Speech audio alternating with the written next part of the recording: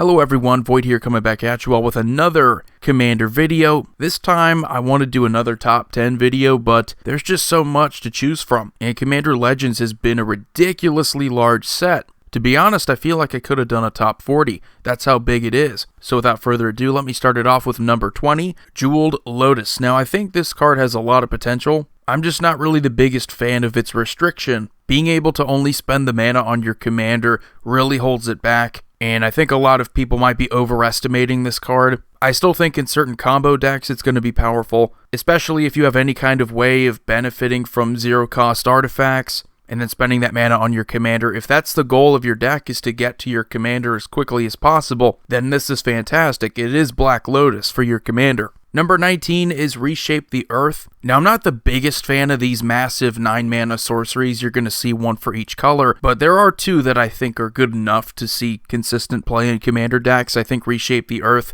searching your library for 10 lands, not 10 basic lands, just 10 lands in general, means that if your deck is a landfall deck and you have a ton of combos, you could take advantage of the Dark Depths combo, you could take advantage of Field of the Dead. Getting those kinds of lands, any kind of land, is fantastic, in addition to already synergizing well with literally any landfall trigger. If you get 10 landfall triggers for most good landfall cards, that's going to win you the game. Number 18 is Mnemonic Deluxe. Now this is the other one. It is 9 mana, but you do get to copy an instant or sorcery card in a graveyard 3 times. This is very situational. Sometimes the best one to choose in a graveyard could be Ponder, and that's certainly not worth the 9 mana even if you get it 3 times. But considering that this is anybody's graveyard, I still think it has insane potential in most Spellslinger decks, considering you do nothing but copy good instants and sorceries anyway. Number 17 is Jeska's Will. Now, I talked about this in the spoiler video. I think this could be a very underrated staple for red decks, because any kind of ritual or ritual kind of spell is going to be good in red because there's a ton of burn spells that you can take advantage of all that mana. While it's certainly not a mana geyser, it's going to give you enough red mana to at least pay for itself. And on top of that, you do get some cards off the top of your library that you can play until end of turn, making it all around a pretty good spell. Red doesn't have the best card draw. It tends to loot when it does draw cards, so you don't end up having a large hand size. So being able to just play more spells off the top of your deck is still going to be better than nothing. Number 16 is an interesting commander option, and this is the first one for the list. Yurlok of Scorch Thrash. Pretty much the mana burn commander. And you know me, I'm going to tend to favor more interesting commander options, while still acknowledging the more powerful ones. And Yurlok is very cool because you can just add that mana during someone's upkeep, any kind of inconvenient phase, so that once that phase is over, if they didn't spend that mana leaves, and they have to take that burn damage. The problem with this commander is that I think that's going to be hard to build around compared to a lot of the other ones here. You, of course, have mana sinks you could fool around with just so you're not getting burned, but definitely something interesting to build around.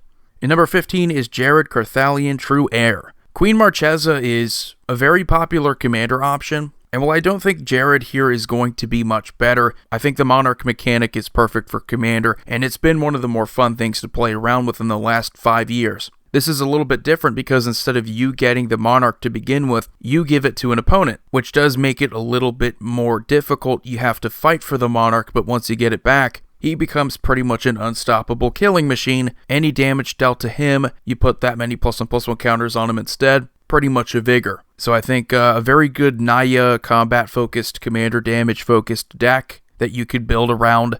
Definitely something I'm looking forward to. And number 14 is Averna, the Chaos Bloom. Not necessarily something I think is going to be pure Cascade, but Cascade giving you more lands. It's just going to add to the strength of it. And I don't really think Averna's going to be a good commander option as much as she's going to be a good card in one of the 99. Again, you add the strength and land drops every time you Cascade. I think that's going to be pretty powerful. But Averna doesn't have Cascade.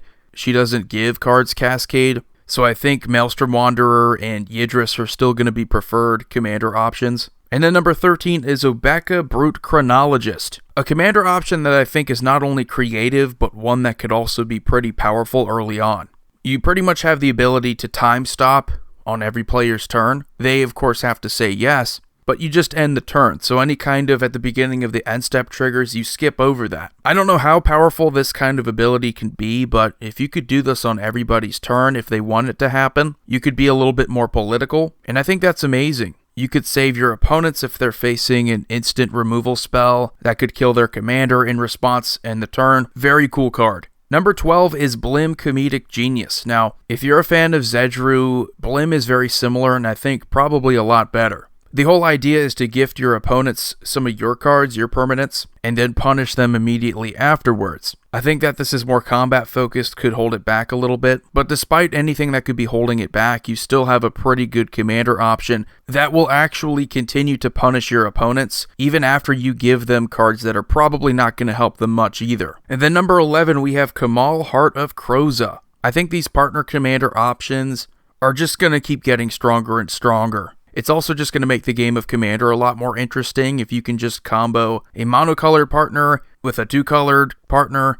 and you can still use the ones from 2016, which also got reprinted in this set. So you have a ton of options to choose from. And it's not just, well, here you have Kamal, Heart of Kroza, and nothing else, even though I do think Kamal is still going to be pretty good on his own. So what do you get here? You get pretty much nothing but power. +3/+3 for your creatures and trample. That's enough on its own to make it already a pretty good mono-green commander option. But like I said, you add in more colors, something like this just becomes even more powerful. Oh, and by the way, he has the ability to make one of your lands, a creature, indestructible too. So it's going to be really good in combat. Just crazy. I mean, we're going to see a lot of crazy green cards here. And we also have Apex Devastator, which I thought about putting on the list, but it's just Cascade, Cascade, Cascade, Cascade for a massive 10 cost creature. There was nothing really interesting about it other than it gave you more Cascade.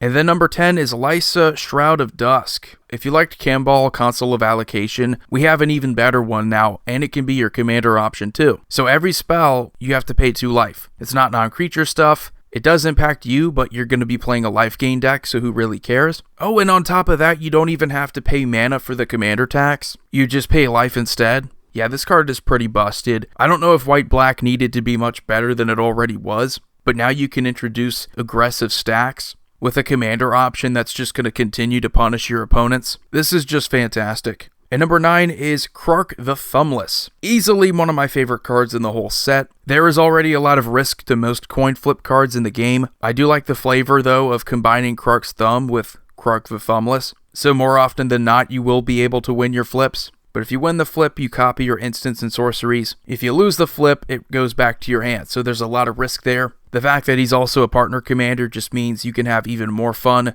Really love the design. I wish there was just more coin flipping. I think Chaos has always been one of the more fun aspects of Commander. Number 8 is Archelos Lagoon Mystic. Now another commander that has serious stacks potential, and also one of the cooler designed cards. If he's tapped, everything enters tapped. If he's untapped, things enter untapped. So you can take advantage of course, tap lands, and making a deck that likely has control over tapping and untapping. You can abuse things like Winter Orb and Howling Mine, use those cards to your advantage. It's exactly what we needed, another pretty powerful Sultai commander option that's likely going to make people miserable. Number 7 is probably my personal favorite choice for a commander in the whole set. I do like Krark. If I want to have fun, I'm going to play Krark. But just on power alone, I think Nevinyrral Urborg Tyrant is going to be one of the more powerful commander options outside of any kind of partner combinations you can make, because you pretty much get the board wipe. You kind of get another Child of Alara here, but this time it's better because you benefit